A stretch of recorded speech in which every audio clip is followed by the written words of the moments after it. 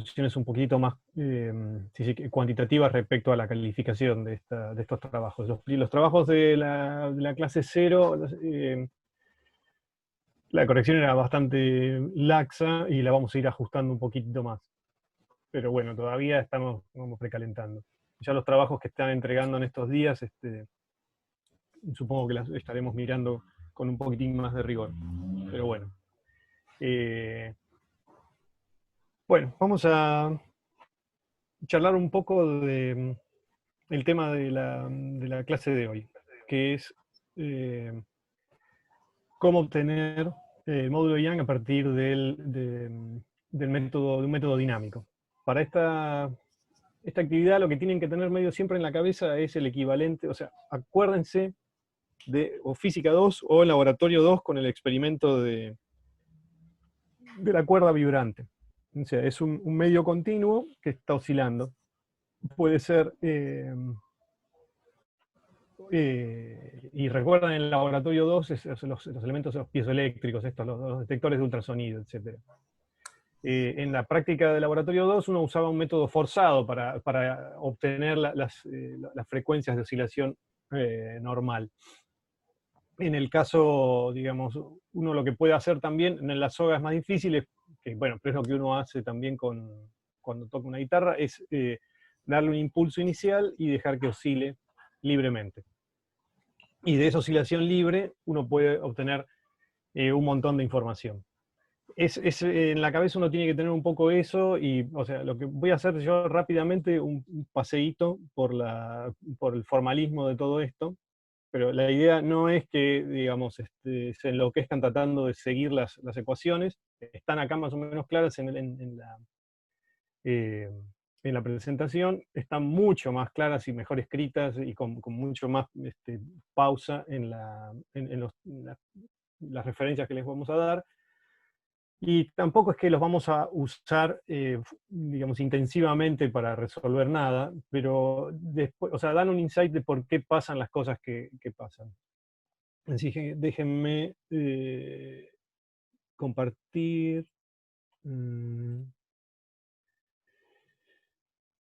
Supongo que pantalla. A ver. Ok.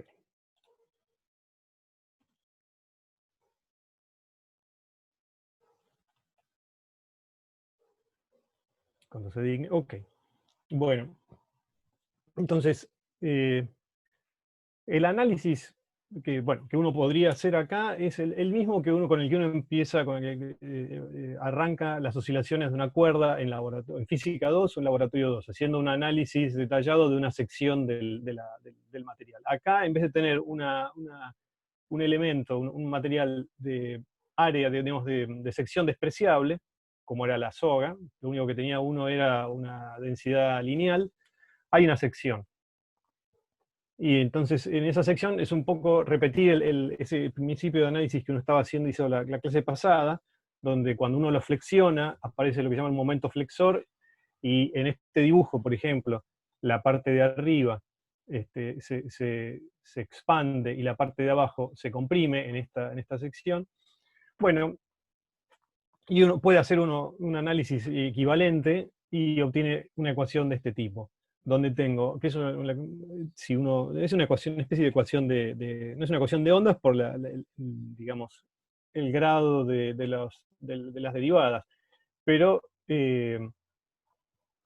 es la ecuación que gobierna el movimiento de esta varilla. Si esto fuera una soga, esta es la ecuación de ondas que da la velocidad de propagación, que es la densidad sobre la tensión, ¿no? La raíz cuadrada, una cosa de ese estilo.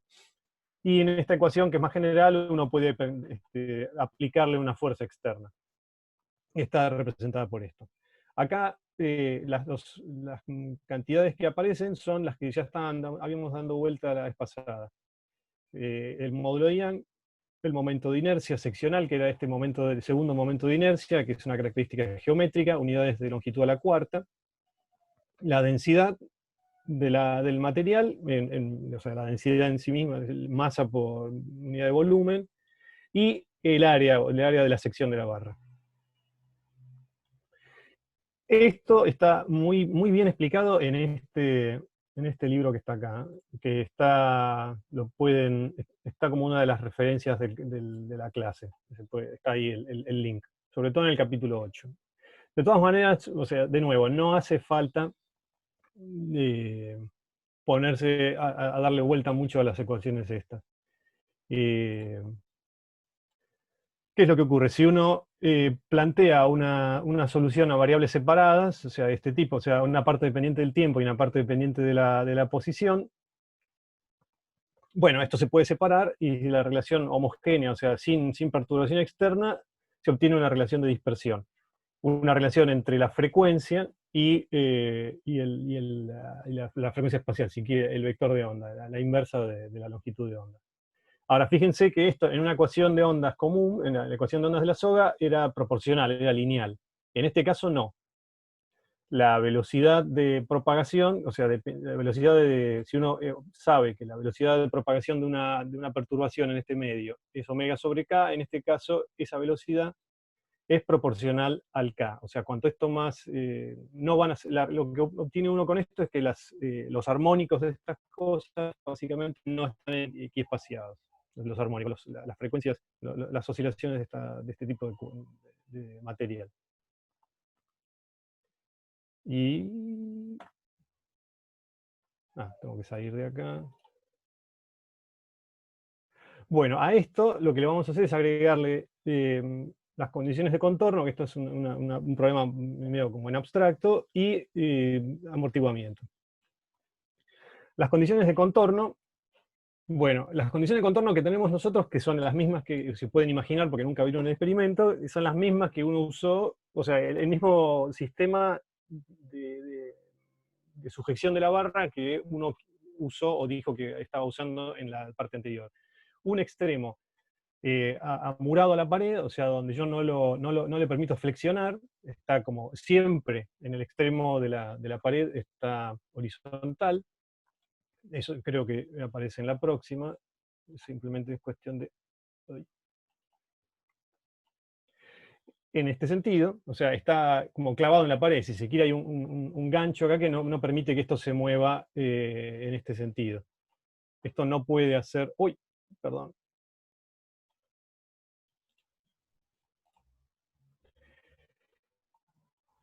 Este extremo no puede inclinarse para abajo ni inclinarse para arriba. O sea, no puede oscilar. O sea, este borde siempre está horizontal. Hay otro tipo de condición de contorno, que es donde yo puedo pinzar este objeto sobre una línea puntual digamos, infinitamente delgada, y entonces en ese caso, sobre este punto yo puedo pivotar. Es una barra apoyada. Pero acá está clamp, agarrada. Y este extremo está libre. Entonces, de nuevo, si uno propone variables separadas, encuentra una relación de dispersión y digamos, la resolución de esta cosa me da, como es una ecuación de cuarto orden, me da cuatro posibles soluciones reales, más menos k, más menos i por k. Este es este k grande.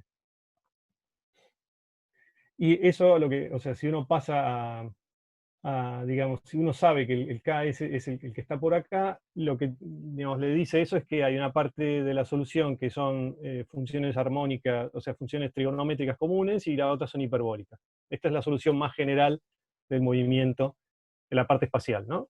Yo acabo de resolver la parte espacial. La parte espacial tiene, así como una soga común, que era de orden 2, toda esta ecuación, la ecuación de onda, esto no existía, este término no existía, esto no estaba. Acá en este caso aparecen estos términos. Bueno, y las condiciones, esto es en general, ahora yo le aplico las condiciones de contorno que me dicen qué ocurre sobre este extremo y qué ocurre sobre este extremo. El extremo que está sujeto, primero, no se mueve, eso dice que la posición en 0, en L igual a en X igual a 0 es 0 verticalmente, o sea, el desplazamiento es 0, y no solo el desplazamiento, sino la derivada. Esto no está ni inclinado para arriba ni para abajo, la derivada espacial, ¿no? Esto no tiene ni pendiente positiva ni negativa, siempre horizontal y fijo.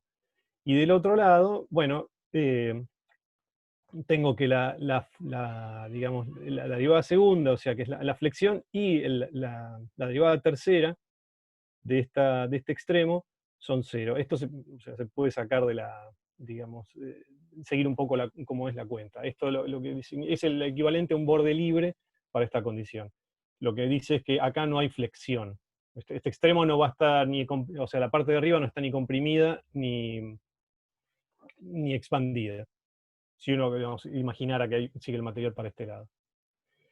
Bueno, y una actividad que eliminamos digamos, de esta práctica es, bueno, a partir de estas condiciones, acá, fíjense, son 4 condiciones, estas 4 que están acá. ¿Dónde se fue mi mouse? Son estas 4 condiciones. Uno las puede meter acá, que son, buscar estas 4 incógnitas, que son los Cs, y obtengo una serie de relaciones que me dan esta condición. Esta es la condición equivalente, de nuevo, pasado al problema de la soga, una soga que tiene 2 extremos fijos, por ejemplo, donde uno sabía que las soluciones permitidas eran los, digamos, semiciclos armónicos, o sea, el seno del doble de la longitud, el seno de la longitud, etc. Este es el mismo tipo de condición, pero con un término hiperbólico, que me dice cuáles son los valores de K permitidos. En la soga o sea, en una soga de esas estaba discretizado por un factor de pi, digamos, o sea, donde el seno de X era el seno de L por el K, era un factor entero, un número entero de pi, un múltiplo entero de pi. En este caso, la solución de esto esto se llama una ecuación trascendente. O sea, no tiene una solución simple, porque lo que hay que buscar las soluciones de esta cosa. Los K's o los K por L, el argumento de algo que tal, el coseno de esa cosa por el coseno hiperbólico de esa cosa da -1. Bueno, eso tiene solución, pero no es tan simple encontrarlo. Pero lo importante de eso es que aparecen discretizaciones, o sea, no cualquier frecuencia está permitida, ni frecuencia ni condición espacial, que eso es básicamente lo que dice esto que está acá. ¿No? Aparece para cada n aparece uno de estos k y aparece una frecuencia. Acá podría estar más claro si se pone una n. ¿No? Y depende como k a la cuarta.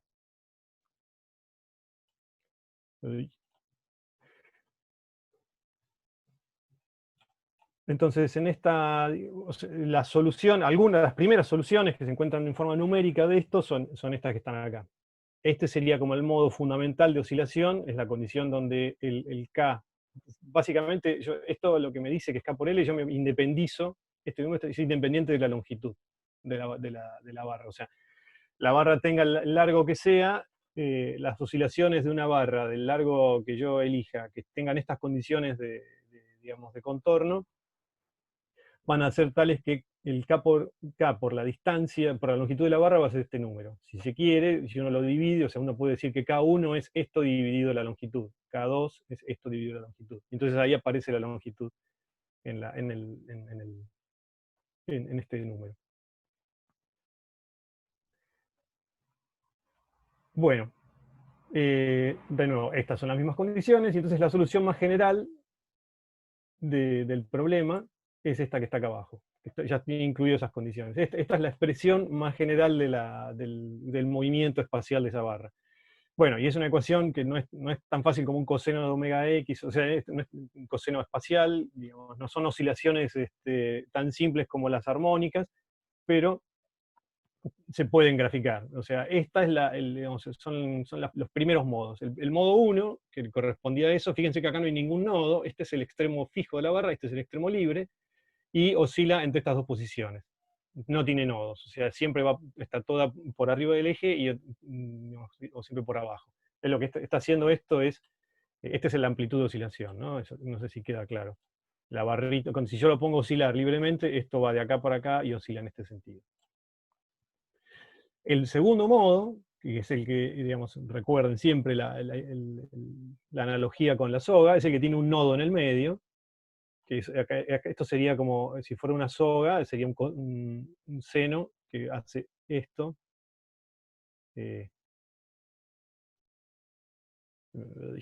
Bueno, algo así. ¿No? O sea, son 3/4 de periodo, 3/4 de periodo espacial.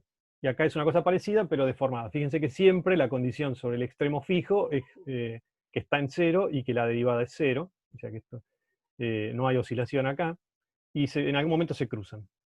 Bueno, y así para los otros modos, los modos superiores, el tercero que tiene 2 nodos y el otro que tiene 3 nodos.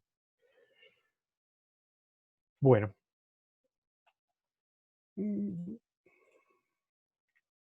Bueno, ahora agreguemos la parte del amortiguamiento, porque todo esto, digamos, esta cosa no va a estar oscilando todo el tiempo. Y entonces, esta es la ecuación. Richie, ahí Gabriel pregunta, Sí. ¿hasta qué modo soporta la barra sin romperse, digo? Bueno, en principio, depende de la amplitud de la oscilación, ¿no? También. Porque eso, ahí está normalizada a ver, acá la oscilación estaba normalizada a 1, ¿no? Yo en principio son todas iguales, ¿no? Ahora vamos a hablar un poquito de eso. ¿Cuál es la amplitud de oscilación en principio? En general, es un problema bastante complicado ese, pero en general uno puede pensar eso. ¿Cuánto soporta la barra? En algún momento, probablemente, estas distancias van a ser, o sea, las distancias entre nodos van a tener que ver con la separación, digamos, van a empezar a aparecer inhomogeneidades en la barra del material. Pero en principio esto lo puede, digamos, para muy pequeñas amplitudes podrían estar todos ellos.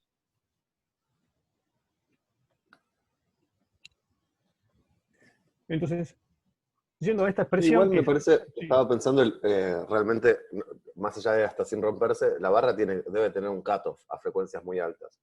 Uno muy obvio a frecuencias altísimas es cuando ese periodo es más chico que la distancia interatómica, pero seguramente mucho antes tenga algún otro cutoff que tenga que ver con algún otro fenómeno, ¿no? Bueno, pero creo que un poco viene por este lado la cosa. Porque, claro, yo no puedo estar... lo que yo estoy haciendo es básicamente agarrando un pedazo de material y flexionándolo en este sentido, ¿no? Ustedes vieron lo que ocurre cuando hacen eso, por ejemplo, con un clip. El clip no es el mejor ejemplo porque no es súper elástico, pero si ustedes lo flexionan muchas veces, un clip para agarrar digamos, los papeles, y después tocan el punto donde se está flexionando, eso se recontracalentó. Ese tipo de fricciones internas producen una pérdida enorme y bueno, eso es lo que limita. Y a eso va un poco esta expresión.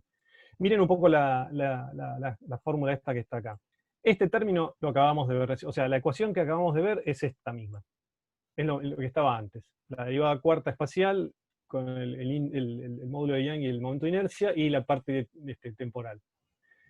Aparecen, o sea, este es un modelo, pero es un modelo que funciona bastante bien, aparecen dos términos más. Este es el que ustedes conocen como amortiguamiento. Es un sistema, un oscilador amortiguado, uno siempre pone este término que es proporcional a la velocidad.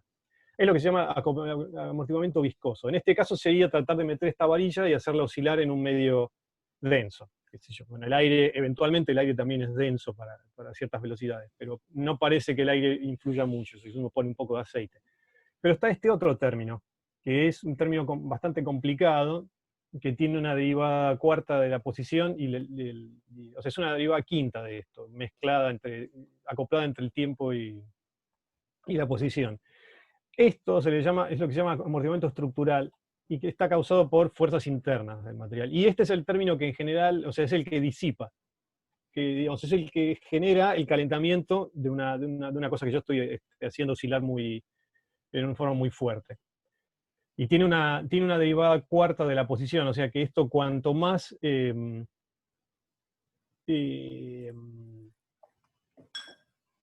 bueno, justamente cuanto más menos suave sea la forma de la oscilación, este término va a estar más presente. Y este es el término que eventualmente va a llevarse energía del modo de oscilación. Y para modos muy altos, esta cosa directamente va a hacer que desaparezca. Pero lo que hace es, si uno sigue esta cuenta, vamos a hacer, no sé, yo no voy a seguir no voy a hacer ninguna cuenta, pero lo que uno puede hacer acá es, de nuevo, variables separables y resolver la parte, la parte temporal. Antes lo que hicimos fue resolver la parte espacial. De nuevo, proponemos lo mismo. Esto lo metemos acá. así. Acá, bueno, en toda esta cosa, y lo que sale es, hay se pueden separar todos los términos espaciales y los términos temporales. Y entonces obtengo esta cosa me quedo solamente con la parte temporal. Olvidemos la fuerza. Pensemos que esto por ahora es un sistema homogéneo. Bueno, fíjense que la forma, sin mirar lo que está acá abajo, la forma es la misma que el oscilador amortiguado. Derivada segunda, un término con derivada primera, y un término constante. Esto sería como un resorte amortiguado, un péndulo amortiguado. Siempre la barrita de esta del modo está en la parte que yo no quiero. Bueno, pero entonces hay que identificar quiénes son las frecuencias, ¿no? La frecuencia natural de oscilación, si este término de amortiguamiento no estuviera, es este omega 0, que es el que esto estaba, en las primeras slides de todo esto apareció. Es proporcional al k cuadrado, y está el módulo de Young, el momento de inercia y la densidad lineal. Pero fíjense que ahora el término de amortiguamiento, este epsilon, el término que está acá, tiene una dependencia con la frecuencia al cuadrado. O sea, si yo esto que está acá, el CS, el coeficiente que da el amortiguamiento del calentamiento, el interno, desaparece, todo esto se va, y me queda solamente el término amortiguado que uno conoce, que es independiente de la frecuencia. Es siempre el mismo, o sea, esto, acuérdense que esto me da el tiempo en el cual la oscilación decae. En este caso, tengo un término que es constante, pero otro término que es proporcional a la frecuencia al cuadrado, a la frecuencia de oscilación temporal. Entonces, este es el término que va a ser, básicamente, que, bueno, esto es lo mismo, yo estoy escribiendo la solución de esta ecuación, como uno la conoce para la soga, por ejemplo, con una frecuencia alterada que es muy parecida a la frecuencia original, salvo por el término de amortiguamiento, y una exponencial de decaimiento. Perdón, acá acá falta una i, ¿no? Disculpen.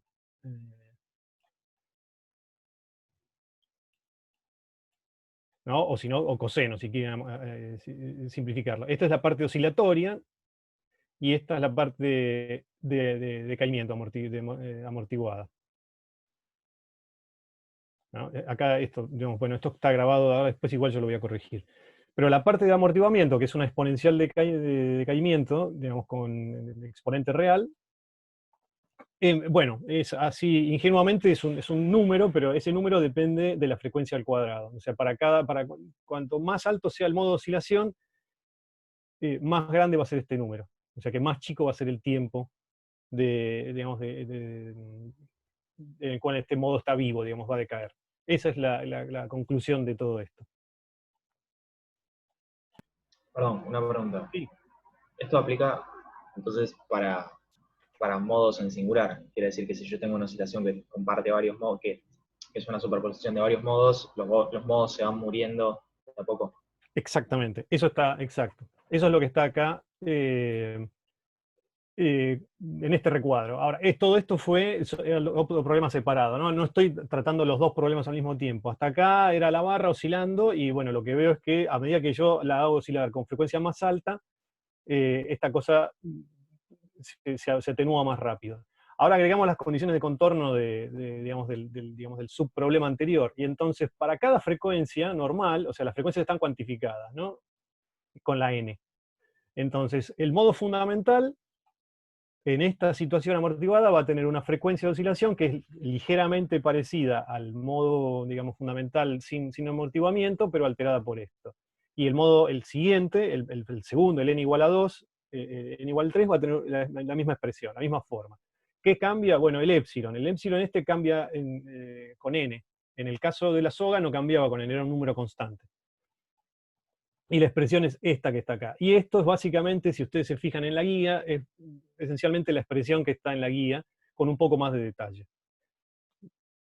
Y eso, digamos, está como detallado. Lo que se ve acá es que cambia el factor de amortiguamiento para los distintos modos.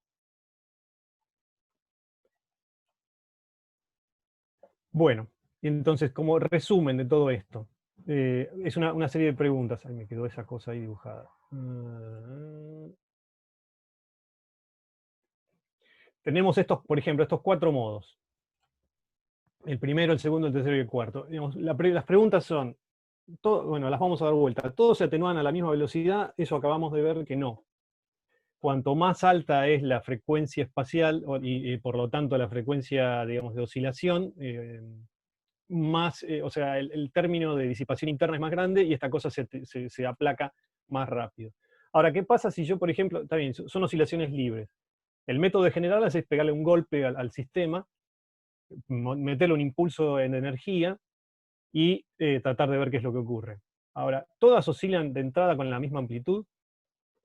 Este problema es bastante parecido también a la práctica, o se podría pensar en física 2, sin tener el problema de la barra esta exótica. Supónganse en este caso, que es el simple, una oscilación armónica, no compliquemos con un sistema de estos. Si yo tengo una cosa que oscila de esta forma, y la energía cinética, que tiene un movimiento de una soga oscilando, está dada por, bueno, la densidad por la velocidad al cuadrado, un medio de la masa por la velocidad al cuadrado. Si yo especifico la velocidad de esto acá, bueno, si la velocidad va como la derivada de phi y punto, bueno, la energía cinética que está dando vuelta por ahí, va a la densidad, es armónica, ¿no? Porque a veces esto está balanceado entre, en algunos momentos la oscilación está quieta, o sea, los extremos, no tiene velocidad, es bueno, hay un balance entre la energía cinética y la potencial, pero fíjense, lo que está dando vuelta por acá es omega cuadrado. Omega cuadrado o sea, es la frecuencia al cuadrado, entonces, digamos, y también está la amplitud inicial. Si yo trato de distribuir la misma energía para todos los modos, la amplitud de oscilación no va a ser la misma. Lo que es lo mismo es este producto, A por omega. Entonces, lo que ocurre es que si yo dado un impulso, digamos, de ruido blanco infinito, dado a un sistema oscilatorio, digamos, que reparte su energía en modos normales, a priori, así es el ejemplo más pavote, la amplitud de cada modo está atenuada con respecto al fundamental como digamos, el cociente entre las frecuencias. ¿Está bien? Porque esto es igual para todos, yo reparto la energía cinética, la energía en todos los modos, y bueno, la amplitud de todo esto está modulada por la frecuencia. ¿Está bien? Entonces, por eso es que cuando yo golpeo un objeto en general, es más fácil observar las oscilaciones de los modos más bajos. Porque las otras puede ser que estén, puede ser que no, pero es imposible que vayan a, digamos, si yo no soy muy selectivo con el tipo de excitación, que la amplitud la pueda ver, porque la amplitud va a ir decayendo en función de la frecuencia en la cual está oscilando. Y bueno, y por otro lado, digamos, aunque yo lo logre excitar, es lo que hablábamos hace un ratito, van a decaer mucho más rápido.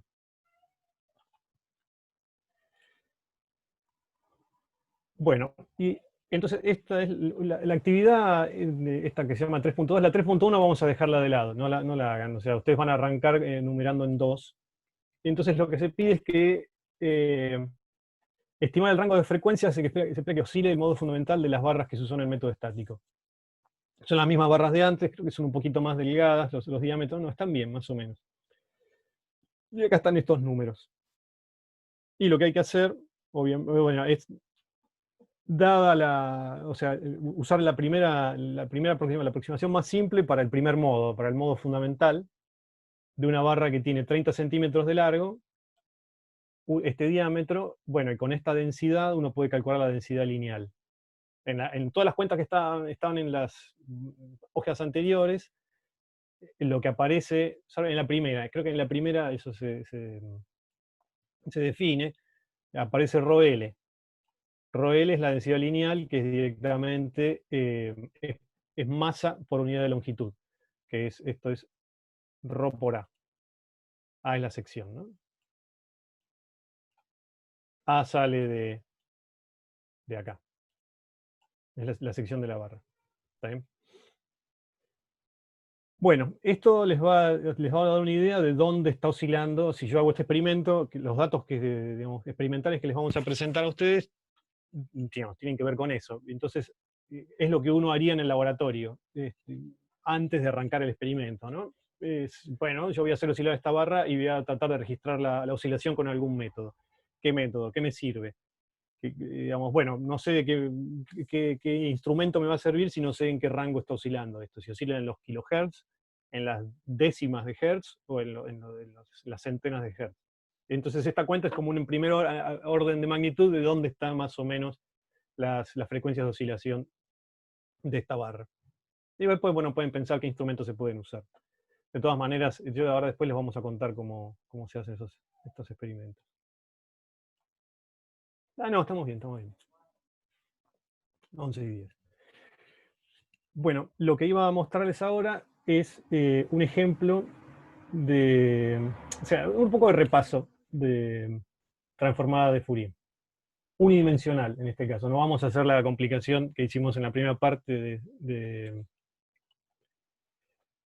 de meter dos dimensiones. Claramente la barra, lo que yo voy a tratar de obtener acá es algún registro de la oscilación, digamos, de la oscilación de la barra, temporal, ¿no?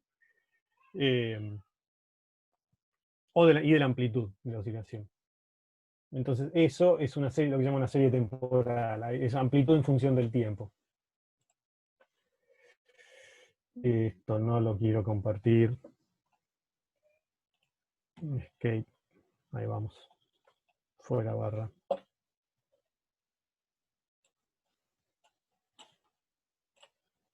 Bueno.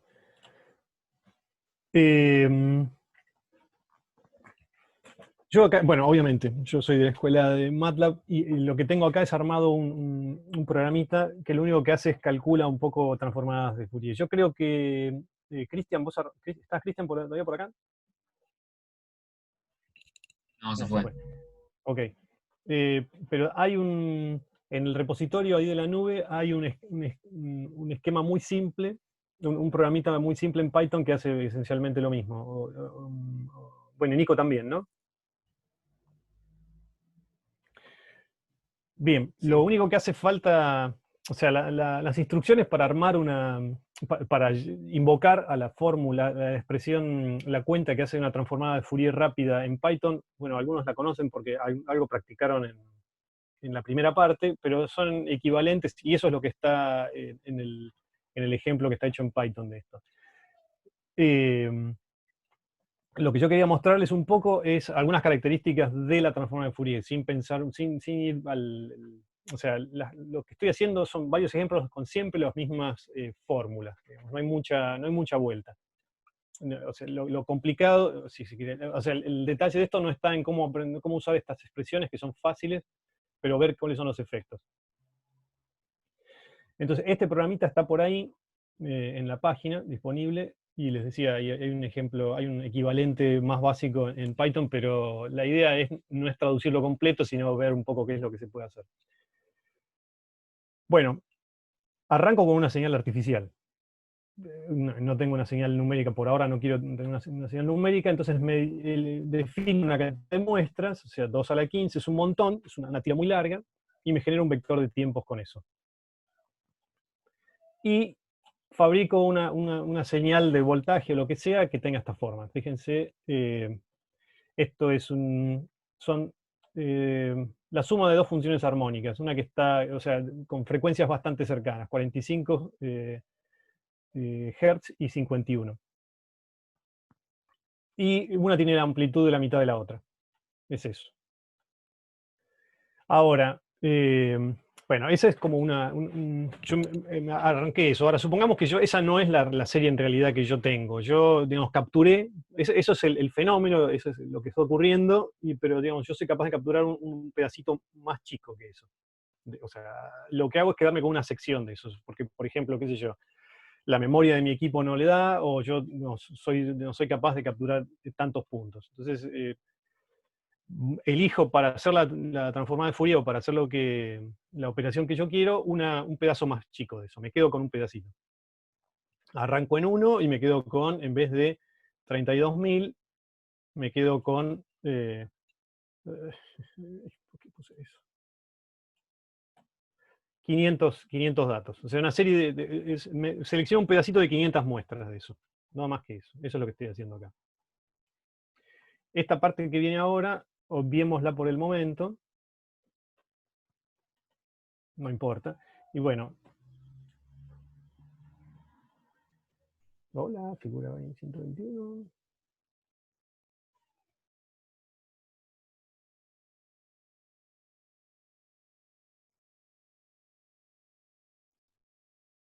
Bueno. Ok. Se dignó. Ahí está. Bueno, estos son 500 datos.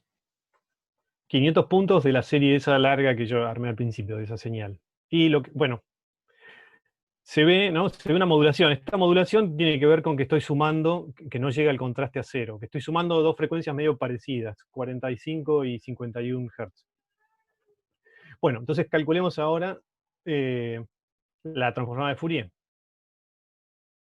Es la instrucción en MATLAB es FFT, en Python es numpy.fft.fft, creo que es así.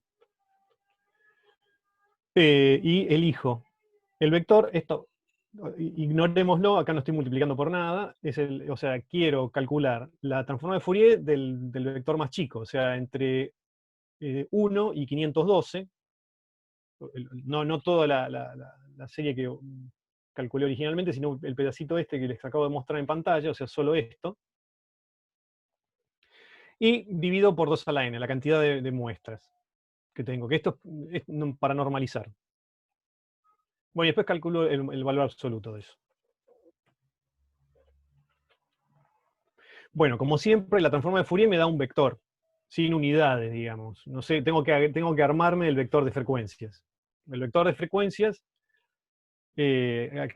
¿cómo se arma? Digamos, la frecuencia máxima de la cual yo puedo mirar cosas es la diferencia o sea, el delta t. La inversa del delta t, o sea, mi separación entre tiempos más chica, o sea, mi sampleo, ese me va a dar, o sea, si yo tengo dos tiempos separados una milésima de segundo, ese es mi rate de sampleo, la frecuencia máxima que yo voy a poder ver es 1 sobre esa milésima de segundo, o sea, 1000 Hz. Eso me marca yo calculo esa diferencia y me armo un vector que va de frecuencia 0 hasta 1 sobre este número. Ese es el vector de frecuencias. Bueno, y entonces lo que hago acá es hago un gráfico semilogarítmico, o sea, el logaritmo de eso, de la transformada de Fourier, o sea, perdón, las frecuencias de 1 a la mitad, porque la transformada de Fourier de MATLAB, tanto de MATLAB como de Python, me da cosas para valores positivos y negativos. Solo me quedo con una de las dos partes. La otra es el espejo. Y grafico la transformada de Fourier, que es esto que está acá.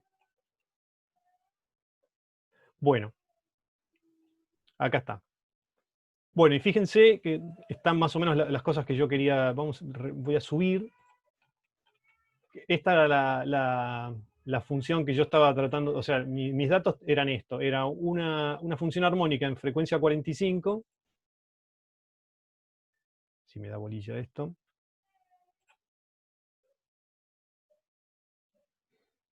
45, ahí está, el cursor está en los 45 Hz, de altura 1, o 1,015, y debería tener otra frecuencia acá muy pegada, en 51 Hz casi, de altura la mitad, 0,5, estos 0,48, 0,47 que están por ahí. Bueno, eso funcionó. Y no tengo más nada, digamos. Tengo bastante, o sea, un ruido bajo, ¿no? Por ahí está 10 a la menos. Hay varios órdenes de magnitud, 3 órdenes de magnitud entre esto y el fondo de allá. Bueno, ¿qué pasa si yo, ahora, esto porque elegí un vector corto, eran 500 datos. Ahora, pero ¿qué pasa si yo, en vez de tener eso, tengo un sistema de detección medio pobre y cambio por un vector todavía más corto, que estos son 200 datos? O sea, en vez de digamos, quedarme con una serie de 500, me agarro la mitad de eso. No estoy resampleando ni nada, solamente estoy cortando y me quedo con con menos datos. Lo que voy a hacer ahora es calcular la transformación de Fourier de esto, que es la primera mitad de los datos.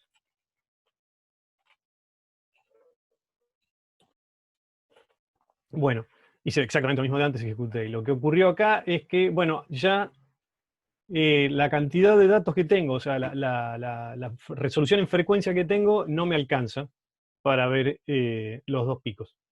¿Está bien? Eso puede ser un problema. Uno, no, o sea, acá porque está todo bien y yo sabía qué señal tenía y sé que esto no está resolviendo todo lo que hay, pero bueno, como yo en principio los datos que yo entro a un experimento medio ciegas, no sé dónde, cuál es digamos, cuántos modos hay dando vueltas, cuántas frecuencias están presentes y cuál es la separación de esas frecuencias. Entonces, o no lo sé y hago estas cosas, o trato de tener un poco de insight antes. No me tiro de cabeza a hacer una transformación de Fourier con los primeros datos que haya. Miro un poco hay que hacer un poco de inteligencia previa.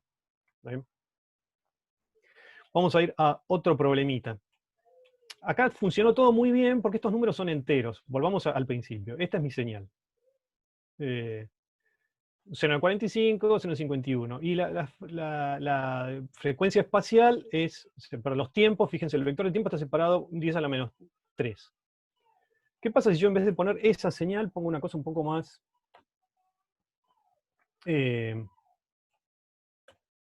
no sé si rara, pero las frecuencias están definidas, son números medio irracionales, perdón, irracionales, son, ¿cómo es? Números racionales pero dividido 3, o sea, son fracciones raras. Esto, si yo hago esta cuenta, es casi 289. De hecho, si yo pongo acá, en vez de 866, pongo un 7, 289. Vamos a hacer la comparación entre esto, que es un número, o sea, 867 dividido 3 me da un número entero, es una frecuencia entera. Esto, dejémosla por ahí. Y usamos esta señal para hacer todo esto. Acá vamos a poner 9 de nuevo. O sea, una tira un poquitito más larga.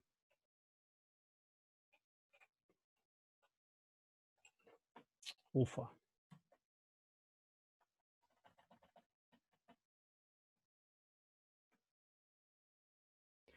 Bueno, fíjense, acá los números, de nuevo, el número la frecuencia que yo tengo acá es un número entero, 289. ¿No? Y eso es lo que dice esto acá. Dale.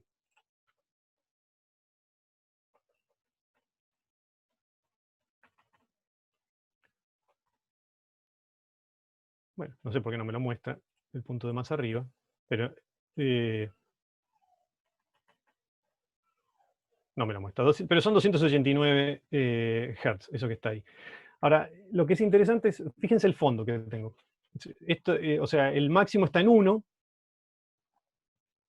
y esta parte está de orden de 10 a la menos 3. Son 3 órdenes de magnitud que yo bajé con esto. ¿Qué pasa si eso ocurre? O sea, acá funciona todo muy bien porque estoy eligiendo números que son enteros y que son múltiplos de la frecuencia de sampleo o de estos tiempos. A priori eso no pasa. Las frecuencias digamos, de los experimentos, las que ocurren en los experimentos pueden ser números totalmente absurdos que no tienen nada que ver con la frecuencia a la que yo estoy muestreando. Eso yo lo puedo simular un poquito cambiando este número, en vez de poner 867 dividido 3, y poniendo 866 dividido 3. Que ya esto tiene un poco más de decimales, o sea, esto es una cosa que va con 66666 así. Lo único que hice fue cambiar ligeramente la frecuencia, que podría pasar en mi experimento. Y mi frecuencia de sampleo y todo eso es siempre la misma. Y ahora vuelvo a calcular lo mismo, pero lo que voy a hacer es, para comparar, voy a dejar en esta figura.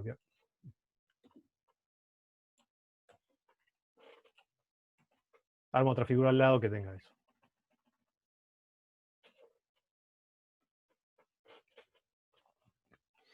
Bueno, estos son los datos, qué sé yo, lo tiro por ahí. Fíjense, esta es la figura, esto es lo mismo, o sea, hice la misma cuenta que antes. Esto lo voy a sacar.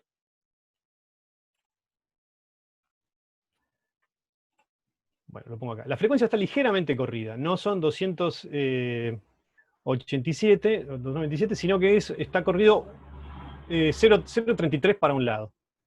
Y es esto que está acá. 289,6 y qué sé yo. Ahora fíjense lo que pasó con el fondo. El fondo creció un montón.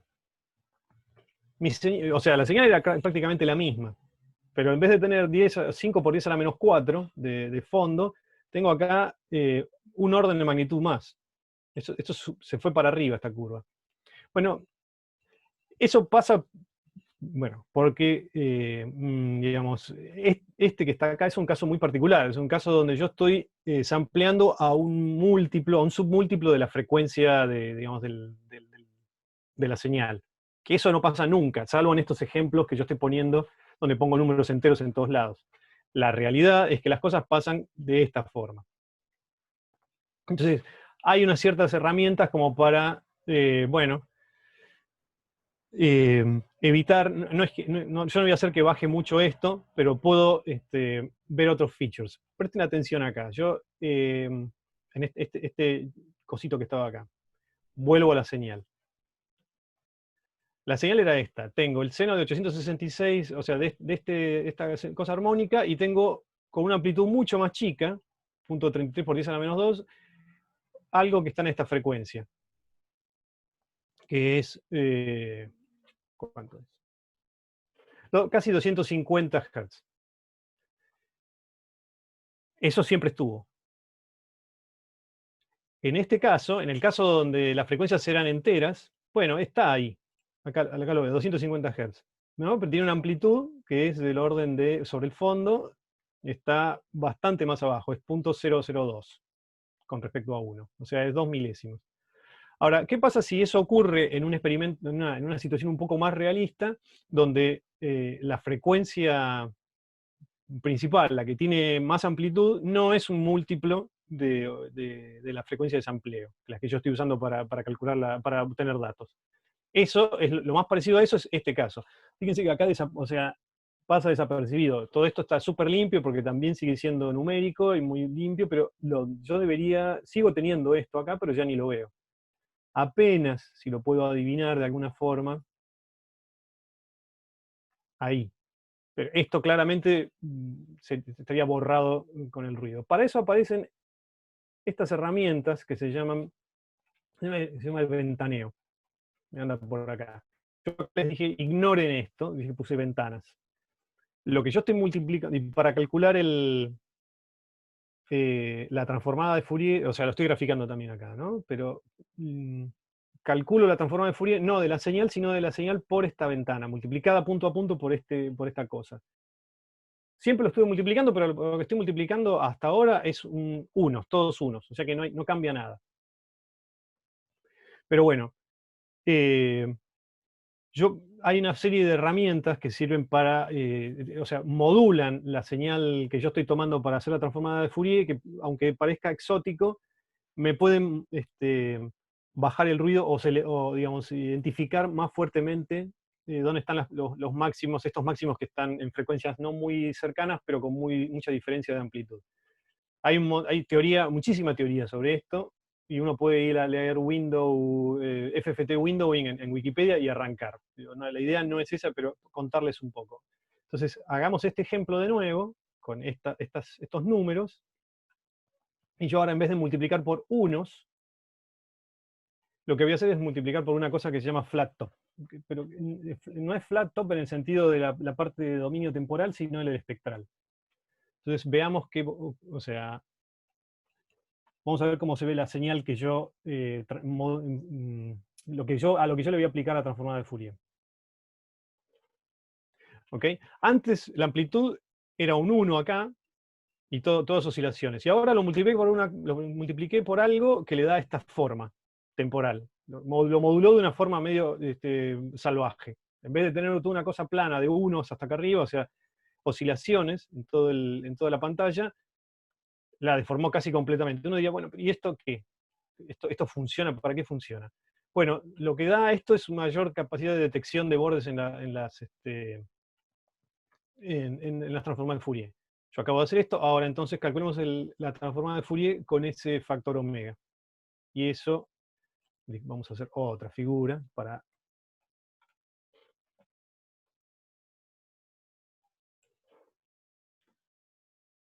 Bueno, lo único que hice fue multiplicar, en este caso, la misma señal que yo tenía antes, pero por esta envolvente que la destrozó de esta forma. Pero fíjense lo que ocurrió. Aparece, o sea, es recontra sensible a frecuencias, a otras componentes. La forma espacial, o sea, la forma del espectro cambió, pero me identifica claramente las componentes. Bajó el ruido de una forma brutal. Voy a poner estas tres que corresponden a, para repasar, esta que está acá abajo corresponde a una frecuencia que es múltiplo de las de sampleo, donde se ven las cosas más o menos bien.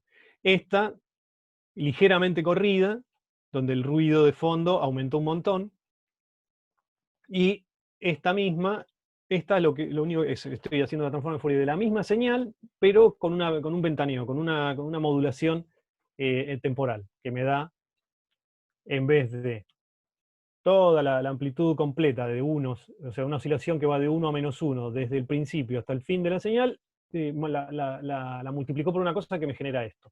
Como que multiplicó acá por 0, acá casi por 0, y con una envolvente que la baja por este lado. ¿El resultado cuál fue? Bueno, la transformada de Fourier ahora es esto, que no contempla, y ahí se me colgó todo. Hay preguntas en el chat. Ah, perfecto, ahí está. Sí, bueno, la descripción de Wikipedia que dijo Darío está muy bien. Y digamos, no es la idea ahora hacer un compendio de esto, pero son un montón de herramientas para este estilo de cosas. De nuevo, todo lo que yo estoy mostrando ahora no es que lo vamos a tener que usar para la actividad que viene del final del día de hoy.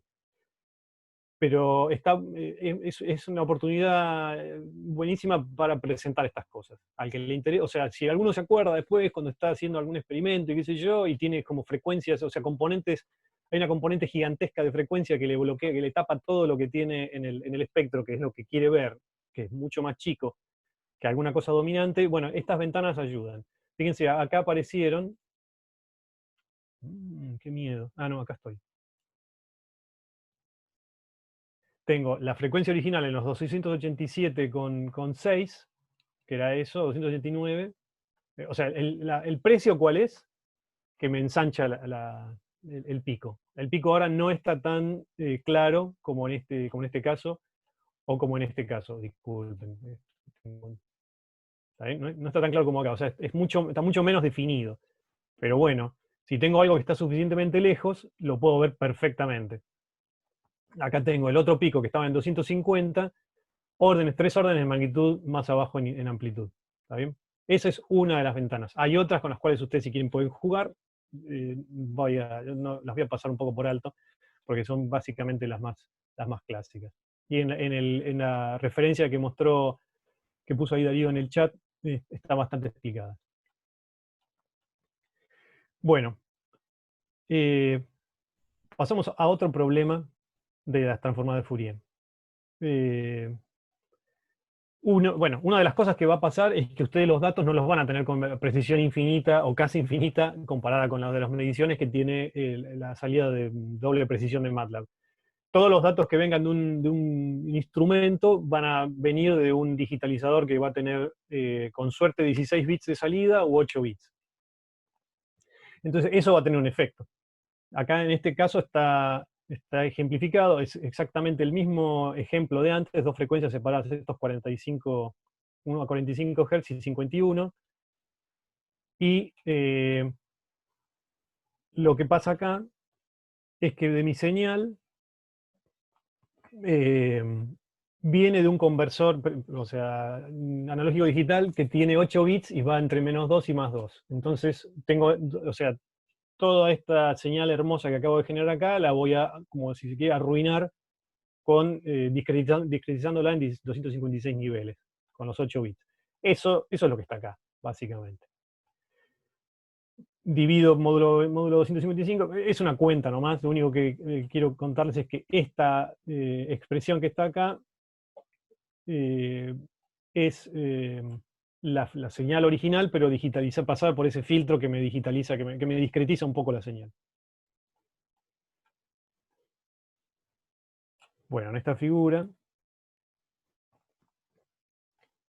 No creo que se note. Fíjense, sí, se nota un poco acá que no está tan, o sea, los puntos están más separados y está menos resuelta la forma del pico. ¿Sí? Bueno, y lo que ocurre cuando uno calcula la transformada de Fourier de esto es que me aparece ruido. Es una versión bastante simple, o sea, el único ruido que agregué es eso, que es el ruido de discretización, pero las cosas empiezan a empeorar. Todos estos efectos en señales verdaderas van a estar medio todos juntos. Otro problema. ¿Qué pasa si satura esto? Supónganse que la señal es el mismo conversor de antes, pónganle, y mi señal es de más de 2 volts. Entonces la señal queda recortada. No estoy usando esta digitalización que estaba acá, pero es más o menos lo mismo. Lo que hago acá es... Ahora tengo una sola componente, 45 Hz. No tengo una suma ni nada. Y lo que hace este programita es básicamente los valores que están por arriba de 0,9 en la señal. Esto es un seno, ¿no? Va de -1 a 1. Lo que está por arriba de 0,9 lo deja en 0,9, creo, no me acuerdo. Pero, o sea, me recorta la forma prolija del seno de esa forma. Lo que está por arriba y por abajo. O sea, es como una señal que es más grande que la capacidad del conversor. Entonces queda recortada por arriba y por abajo. Esto único que hace es eso. Lo dibujo acá. También acá, fíjense, tomo un pedacito. La señal original es la azul, que es la que va hasta 1 y -1, y la otra recortó pedacitos. ¿Está bien? Esto es un ejemplo de distorsión, donde yo recorto, o sea, en forma bastante simétrica. Si yo tengo una sola componente, bueno, y ahora calculo los dos casos, hago la transformada de Fourier del primer caso y la del segundo, de la señal original y de la que está recortada, y dibujamos los dos. La curva roja es la de la original, donde no pasa nada. Tengo, o sea, la frecuencia original, que eran de los 45 Hz, y, digamos, suavemente decae. Ahora, en la otra, que está recortada, ¿qué es lo que aparece? ¿Qué es lo que hay acá? Fíjense dónde están estas frecuencias. 135, 225, 315. Son múltiplos de los 45 Hz, son los múltiplos impares. Acuérdense de la transformada, o sea, la serie de Fourier de una onda cuadrada. Era la fundamental y los múltiplos impares. Eso es lo que ocurre acá, o sea, lo que está pasando es que esa distorsión en la señal, la distorsión simétrica que recorta de un lado y del otro, me hace aparecer múltiplos impares, que no tienen nada que ver con la señal original, ¿no? Eso es importante. No tienen nada que ver con la señal inicial. Si yo tengo cualquier proceso distorsivo en una señal que yo supongo que es armónica, me van a aparecer términos de orden superior, que son múltiplos de esos, pero que no tienen nada que ver con el problema físico que yo estoy estudiando.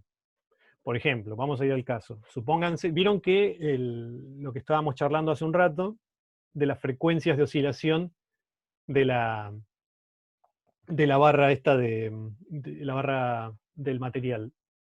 Vamos a ir para acá arriba. Con esta discretización que aparecía, las frecuencias de oscilación de la barra no están separadas múltiplos. Son estos números, 1,875, 4. Esto no es el doble que esto. Esto tampoco es el doble que esto, ni es el triple de esto. Y además las frecuencias y las frecuencias de oscilación temporal tienen que ver con ese número, el k a la cuarta. O sea que no van a estar equiespaciadas. Entonces, si en este problema si yo pongo a oscilar la barra de alguna forma y obtengo las oscilaciones temporales y me aparece una frecuencia y los múltiplos impares o pares, yo tengo que pensar que esos múltiplos pares o impares son las frecuencias de oscilación superiores de la barra, o sea, estas cosas. No, no son, porque yo ya sé que esos no están equiespaciados. Si aparecen cosas equiespaciadas es una distorsión de la señal que yo que estoy creyendo que es armónica, pero no lo es. Sí, igual que te aparezca ese error, y bueno, pero eso va a ocurrir, porque la señal nunca va a ser una señal armónica. O sea, solo un generador de funciones muy bueno te va a dar una señal armónica, con muy pocos componentes superiores. Cualquier cosa, es muy difícil que un proceso experimental genere una onda armónica pura. Digamos, en algún lado hay distorsión, o hay distorsión en el amplificador, o hay distorsión en, digamos, en el recorte. Sigamos con esto, un toquecito más. Otro tipo de distorsión. Por ejemplo, la parte negativa de la señal está atenuada. No sé, hay un diodo, está corrida para arriba, yo la estoy calculando mal en el cero, hay algún efecto exótico. Hay un detector que es no lineal, y entonces la oscilación que está más baja, más negativa, que puede ser todo positivo o todo negativo, esa parte está como distorsionada. Entonces, o es deforme. Fíjense, o sea, acá yo lo estoy haciendo, vamos a ver qué son estas cosas. De nuevo, son muchas oscilaciones. Acá hay tres cosas. La oscilación original, que es estos códigos de MATLAB, la verdad, es esta, la naranja, que es la que estoy siguiendo con la mano. La azul, que está como, o sea, está deforme, ¿no? O sea, por la parte positiva sigue la naranja, pero los negativos son, están como, no llega al pozo de abajo. Hay algún problema en el detector que me generó esta distorsión. O sea, no está centrada, si se quiere, y es deforme, está multiplicada por algo. Yo lo logré de una forma medio artificial, pero estos efectos pueden aparecer en los experimentos. O esta, ¿no? Que es una versión cúbica, es la señal al cubo. Entonces, donde pasa por cero, en vez de tener la derivada no nula, hace como un x cubo. Ese que es la roja. Bueno, todas esas cosas tienen su efecto. Acá calculo las tres. Bueno, y fíjense, la original, la naranja, siempre la misma, todo muy lindo. Algo que nunca pasa. La azul, que tiene esa distorsión impar, o sea, es distinta la parte negativa que la positiva, ahora tiene múltiplos, ¿cuáles son los pares? ¿No? Está en 90, en 180 y en 270. O sea, aparecen múltiplos de otra, o sea, acá en este caso aparecieron los múltiplos pares. O sea, dependiendo qué tipo de distorsión en la señal tengo, van a aparecer múltiplos pares o impares.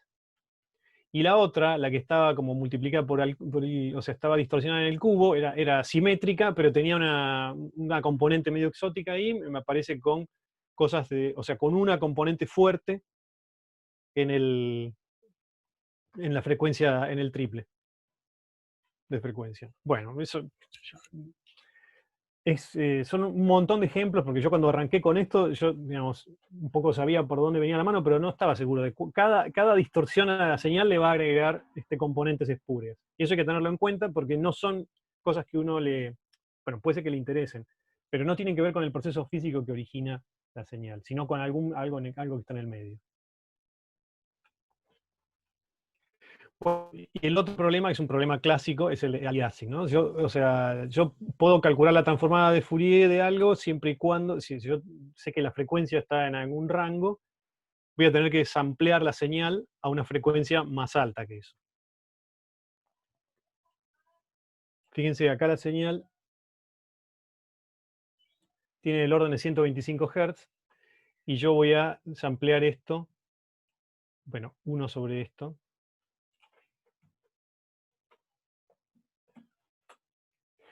Son 8 milisegundos, ¿no? Es eso. Y la frecuencia de sampleo es 1 milisegundo, o sea que estoy teniendo como 8 puntos por ciclo. Eso no está mal. Entonces, calculo, qué sé yo, la transforma. Calculo la transformada, bueno, me dio acá esa frecuencia tipo 125 Hz.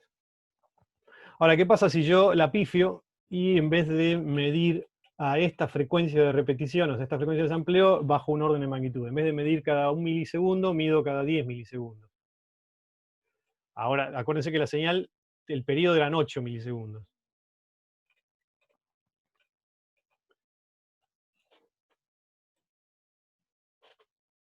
Bueno, ojo, ¿no? Porque acá esto parece que dio todo bien. Yo ni miré la señal, o sea, yo no estoy mirando la parte temporal, y bueno, me dio un espectro y qué sé yo.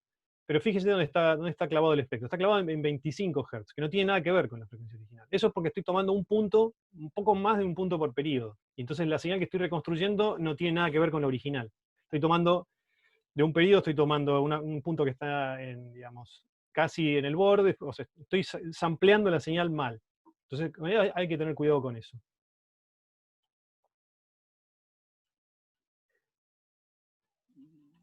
Bueno, entonces ahora pasemos a una cosa más divertida. Un sistema que tenga resonancias armónicas. Yo en casa tengo una cacerola Essen. ¿Alguno tiene estas cacerolas de aluminio pesadas? ¿Alguna vez se le cayó la tapa al piso o la golpeó contra algo? Hace un ruido bastante importante. Bueno, puedo leer con MATLAB y con Python, con casi la misma instrucción, puedo leer audio. Entonces levanté una señal de audio con el celular, o sea, grabé el sonido de eso. Claro, acá no estoy. Documents. Hago 4. Bien. Y acá estamos.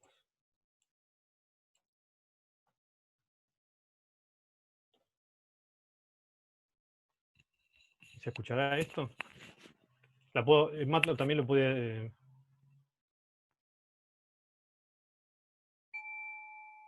¿Se escuchó?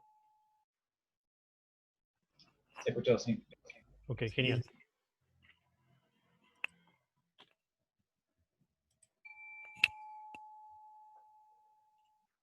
Bueno, estos formatos estos archivos de audio lo que tienen es la serie temporal, que es un montón de puntos, y lo que se llama el sampling rate, cada cuánto están tomados los puntos. Ese es el formato, y es todo lo que divide esa cosa.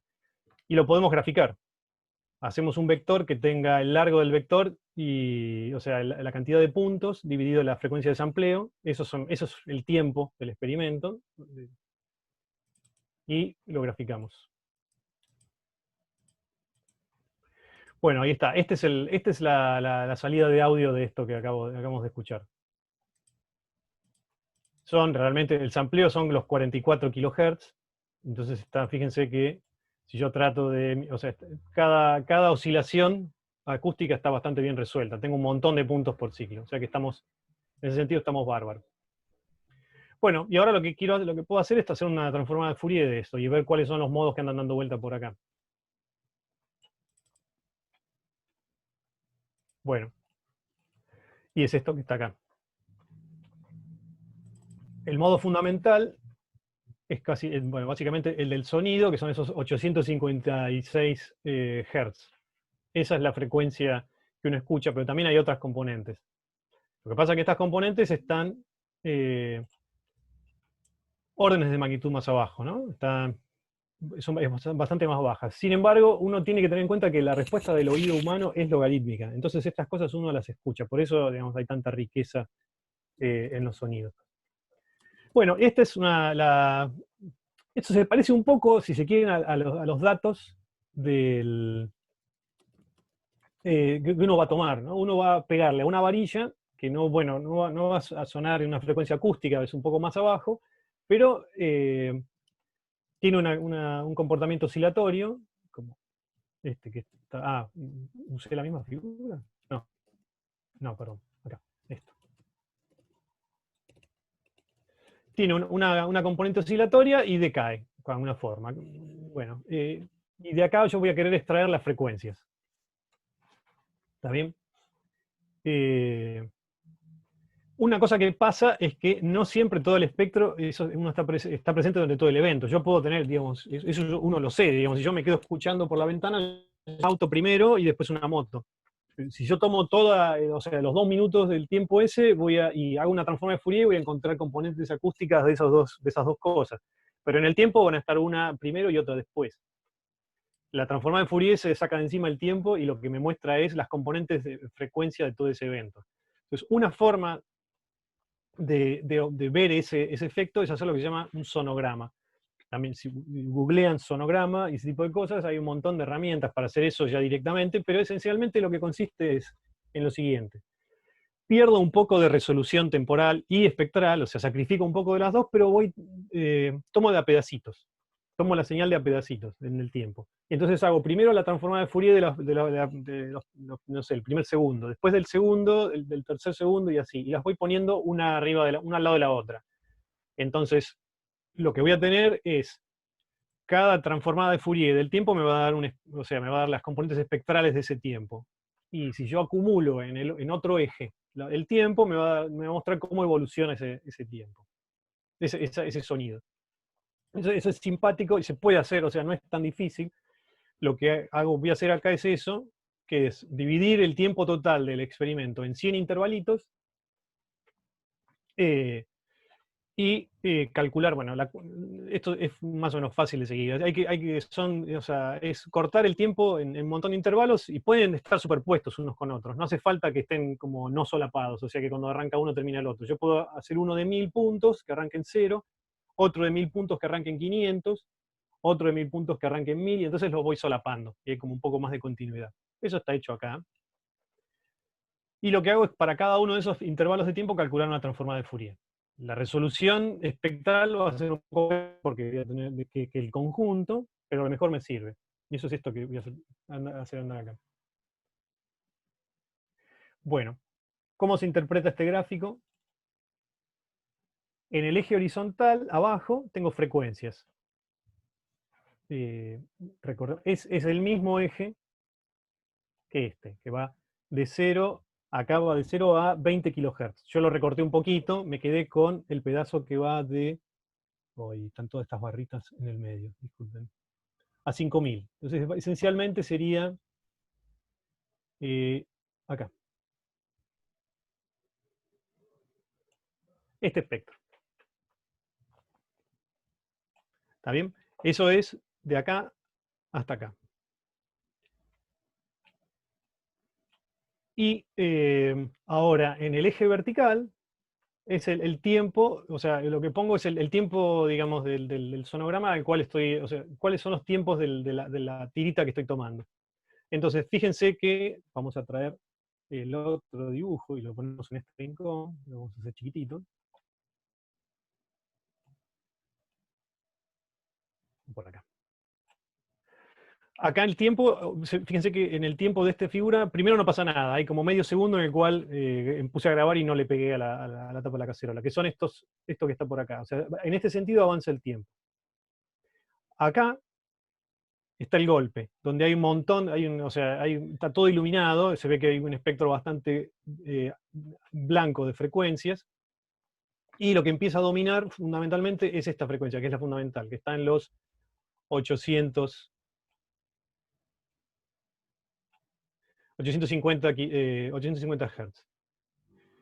Pero también están estos dos. En esta figura yo no sabía cuánto tiempo estaban funcionando. Fíjense que acá están los 2200 y pico, 2300 Hz, que enseguida se atenúan, ¿no?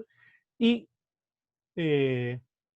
acá, esta otra frecuencia, que fíjense que es un poquito más ancha también, el espectro, está en 4300, que es esta cosa, ese grumo que se ve ahí, que solo está presente en las primeras décimas de segundo. Pero bueno, este gráfico es logarítmico, así que, o sea, me está mostrando las amplitudes con buena intensidad. ¿Está bien? Entonces, este gráfico, vamos a limpiarlo así, me muestra la evolución de la secuencia, de las frecuencias.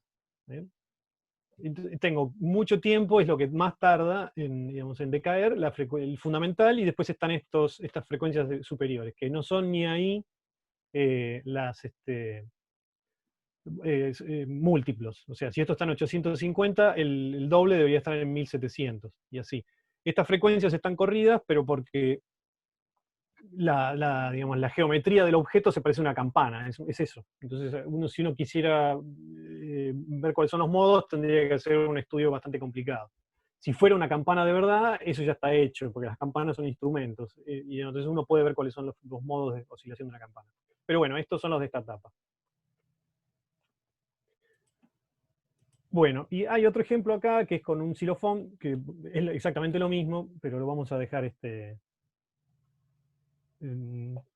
como para... Está por ahí. Dejo de compartir esto. Los colores en la intensidad. Los colores... azul es nada, no hay sonido. El amarillo es, digamos, más intensidad. ¿Está bien? Ese es el código de colores es ese. ¿Está? Bueno, entonces, si quieren, pueden probar a jugar con eso, con este tipo de cosas, con los datos experimentales de las varillitas. ¿Cómo están tomados los datos de las varillas? ¿Se acuerdan cómo era el arreglo experimental que les contamos cómo era en el otro caso? Había un par de gilets, un par de hojas de filos que tapaban un poco el haz de un láser y hacía difracción. En este caso, no necesitamos un patrón de difracción, solo ponemos la gilet y el láser. Y cuando lo ponemos a oscilar, esa hojita lo que va a hacer es interrumpir el láser. Cada vez cuando sube lo interrumpe, cuando baja digamos, lo deja pasar. Entonces, a lo bruto, si eso oscila con mucha amplitud, básicamente tengo una onda cuadrada, ¿no? Tapo, destapo, tapo y destapo, tapo y destapo. Bueno, la gracia de todo este experimento es que la mancha del láser, que eso es la dificultad experimental que ustedes a la cual no acceden, pero acceden a los datos que los produjeron, es hacer una mancha del láser bastante grande y que la oscilación no lo tape y lo destape todo. Entonces, la variación de amplitud de la señal que registra un fotodiodo que está del otro lado es más o menos proporcional al movimiento. Eso tiene un montón de if ahí dando vuelta. Es una condición ideal y raras veces ocurre. Lo que termina pasando es que a veces recorta por arriba, o a veces recorta por abajo, o a veces está distorsionada. Entonces, lo que hay que tener en cuenta es que estas señales van a tener un montón de componentes que son espurias. Pero ¿cómo se identifican? Porque son múltiplos de la frecuencia, probablemente de la fundamental. Tengan cuidado, presten atención a eso. Si quieren saber dónde está la frecuencia, dónde ubicar las frecuencias de oscilación, digamos, la fundamental y las siguientes, se puede hacer la cuenta. Con el ejercicio, la actividad 3.2, que era estimar la frecuencia de oscilación fundamental de la barrita esa, o sea, los 4 milímetros o 5 milímetros de diámetro, 30 centímetros de largo, con el módulo de Young del latón o del hierro y las densidades que andan por ahí. Eso, si usan el K1 por L igual 1,8, que era el número que andaba dando vuelta por ahí, les va a dar la frecuencia, la fundamental. Y si usan K por L igual 4, algo, que era la segunda solución de esa ecuación con el coseno hiperbólico, les va a dar el segundo. Entonces ahí ya saben más o menos por dónde mirar. Y eso es lo que uno tiene que hacer en este experimento. Porque si no, uno termina identificando cosas en la realidad, digo. Identificando picos del transformador de Fourier que no son más que armónicos espurios de la fundamental. Ese es digamos, el objetivo de eso, de esta parte de la práctica. Yo voy a volver acá a la...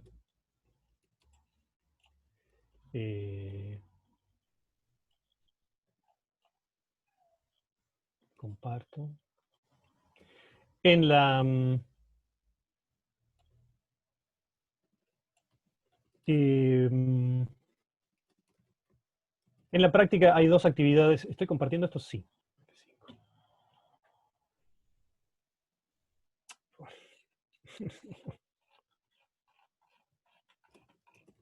Lo siento.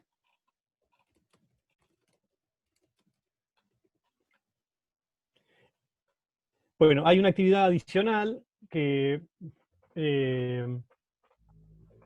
es un poco un ejercicio digamos, de repetir un poco lo que hice yo hace un rato, de calcular la transformada de Fourier de estas funciones. Que son, bueno, una es el módulo del coseno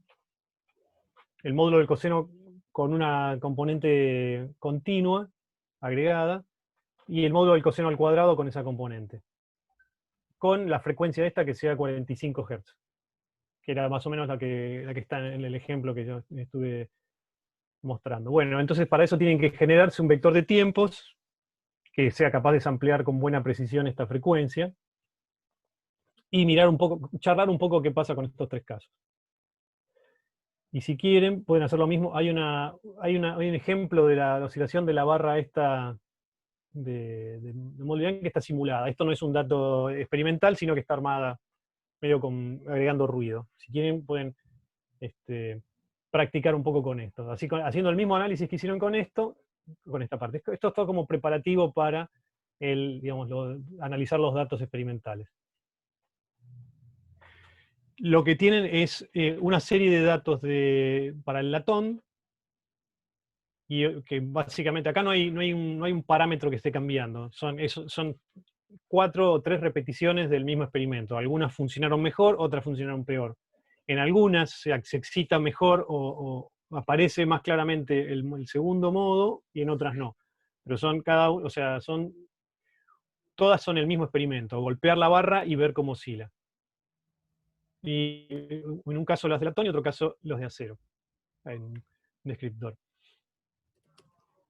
Y esto se hizo con un osciloscopio no como el del laboratorio, que tiene un poco más de edad, tiene 30.000 puntos. Eso es lo que está por ahí.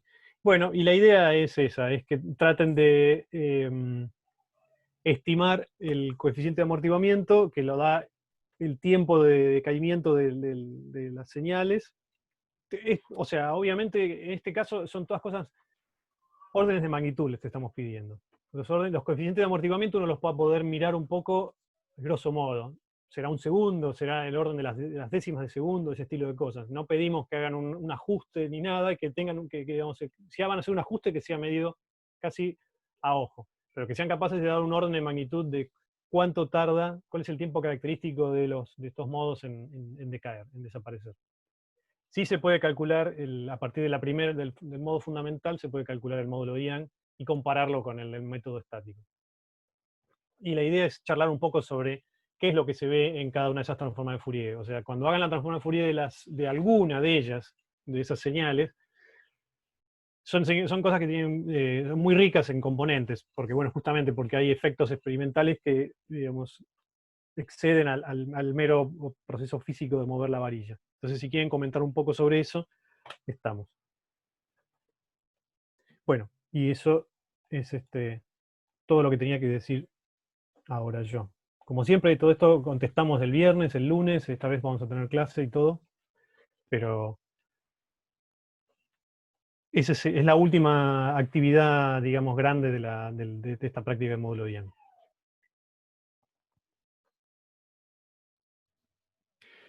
Bueno, hay cuestión, sí, eso, lo único que hay que hacer sí, ok. No hay que marearse mucho, o sea, lo que primero hay que hacer es tratar de, bueno, la función transformada de Fourier es fácil de calcular, o sea, es implementar una fórmula de estos programas. El tema es no tirársela, no hacerlo a la Bartola, o sea, mirar un poco qué es lo que uno está haciendo.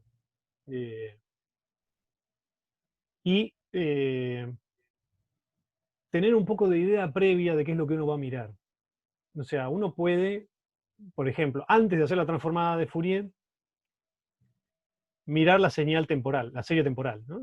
Agarrar la serie temporal, y yo estoy mostrando esto como si todo el mundo lo estuviera compartiendo, ¿no? Supónganse que la serie temporal de ustedes es esta cosa que está acá.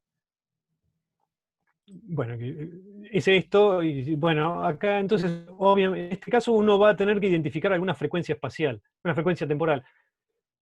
Ya de movida, si yo hago un zoom, me doy cuenta, o sea, acá puedo identificar esa frecuencia. Puedo calcular la diferencia entre dos máximos a lo bruto, haciendo números a lo bruto, fijándose la escala y saber qué frecuencia está dando vuelta por ahí. También se puede ver acá que no es la mejor resolución que tengo, pero bueno, es lo que hay. También se puede ver que hay como una modulación, ¿no?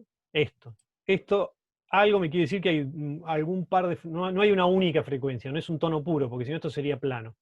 Bueno, ese tipo de cosas uno puede mirarlas al principio, antes de zambullirse, hacer FFT y mirar lo que está pasando. Dejo de compartir.